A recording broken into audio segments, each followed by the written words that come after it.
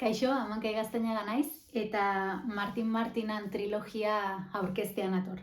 Aurreko urtean atea zen Martin Martina eta aurrezko raziaren misterioa, eta Martin Martina eta sorginen batzarra, zuetako batzuk ja ezautze dituzue liburu hauek. Eta zehatik ustet, eskoletarako interesgarriak diala.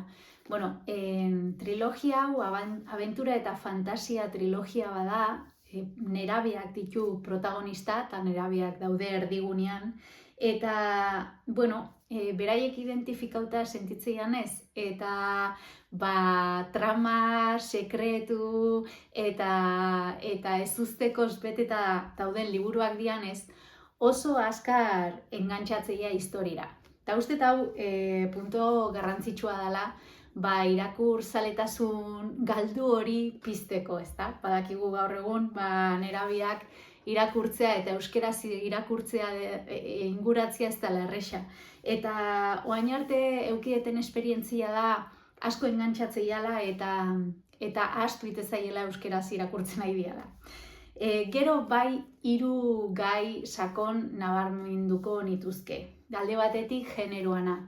Liburu hauetan personaia femenino protagonista interesgarri, indartsu, ausart asko daude, beraiek daude erdigunean, eta uste hau garrantzitsua dela. Bigarren gaia ekologia da, nerabeak sensibilizatzea